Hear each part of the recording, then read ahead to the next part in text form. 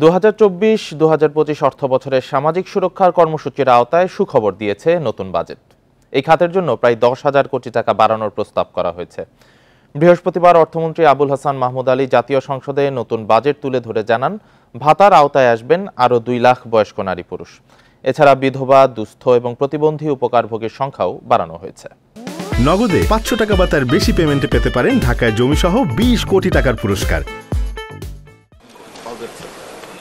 উচ্চ মূল্যস্ফীতিকে গুরুত্ব দিয়ে নিম্ন আয়ের মানুষকে স্বস্তি দিতে নতুন বাজেটে সামাজিক নিরাপত্তা কর্মসূচির আওতায় উপকারভোগীর সংখ্যা বাড়ানোর ঘোষণা দিয়েছেন অর্থমন্ত্রী আবুল হাসান মাহমুদ আলী। 2024-25 অর্থবছরে এ খাতে বরাদ্দ প্রায় 10,000 কোটি টাকা বাড়িয়ে মোট 1,36,026 কোটি টাকা প্রস্তাব করা হয়েছে, যা মোট বাজেটের 5.4%। যে কর্মপরিকল্পনা করেছিলেন, বয়স্ক ভাতার পরিমাণ না বাড়লেও উপকারভোগীর সংখ্যা 2 লাখ বাড়িয়ে মোট 60,01,000 করা হয়েছে।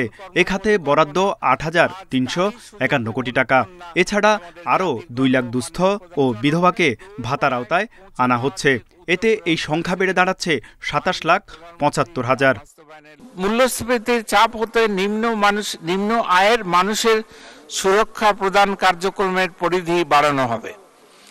মূল্যস্ফীতি নিয়ন্ত্রণের পাশাপাশি দারিদ্র্য বিমোচন, কর্মসৃজন, সামাজিক নিরাপত্তা কর্মসূচি, শিক্ষা, স্বাস্থ্য, কৃষি ও জলবায়ু পরিবর্তনের অভিঘাত মোকাবেলা সহ সরকারের অগ্রাধিকার খাতসমূহে প্রয়োজনীয় অর্থ বরাদ্দ নিশ্চিত করেন। মা ও শিশু সহায়তা কার্যক্রমের আওতাও বাড়ানো হয়েছে।